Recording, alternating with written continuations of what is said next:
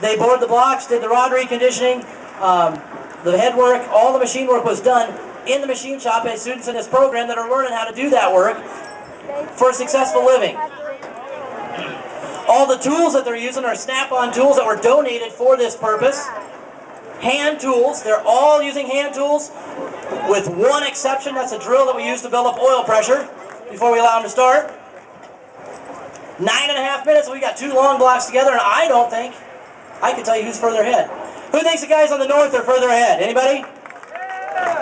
How about these guys on the south end? I don't know. John, I think you better hurry.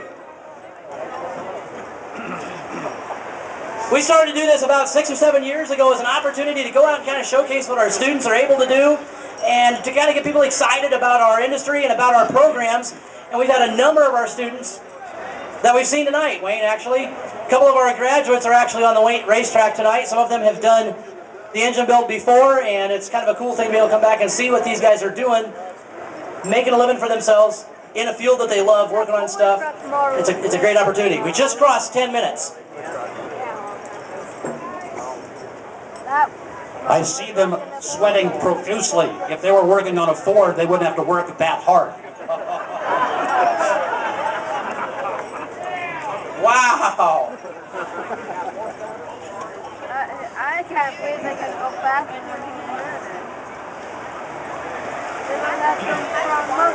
we have actually 4 automotive programs at Southeast Community College where these guys can participate.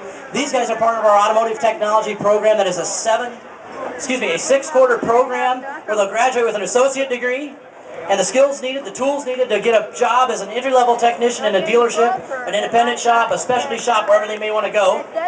We also have 3 programs that are specific to corporate sponsors, General Motors, Chrysler Corporation, or for your sake, Wayne, we do have a Ford program to train guys to be Ford technicians in a dealership environment. They're a little bit different, very specific, and are 7 quarters long. 11 minutes. We've got rocker arms going on over here on the south, and an intake manifold going on the north. Single plane aluminum high-rise intake manifold came from Speedway Motors in Lincoln, Nebraska. It's topped off with a 650 CFM Performer Series Edelbrock carburetor. What you can't see from where you're at, but underneath the stands, they do have a fuel cell, they do have an electric fuel pump, they have a battery, remote start, the wiring, the plumbing, the gauges, all that to be able to facilitate these engines to run, and they will run. They're telling me in under 16 minutes. And I think they're starting to look like engines. What do you think, Wayne? Yeah? 12 minutes! To complete the engine, I can go out and take a couple of blue oval Ford decals and put on there. You mentioned a short time ago that you have some students out here tonight racing, and I'm going to vouch for one of them. Back when I was teaching in the collision program at SCC, I had this little Ford that I wanted to go a little bit faster. Everybody's going to laugh now, but it was a Pinto station wagon, a 2300cc 4-cylinder engine, had air conditioning, had all that stuff on there. Well, I didn't need that stuff. I just wanted the 4-cylinder to go a little faster. And so I asked Jerry Norris who might be one of the students that might be available to come out to my place and redo the head and make the car a little bit more racy.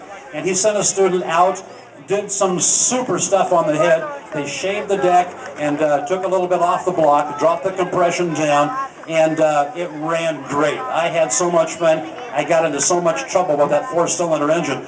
But the guy that built that engine for me was Andy Wilkinson. He's out here tonight, one of the 15s. No fooling. Now, I knew Andy was good, but I didn't know Andy was quite that good.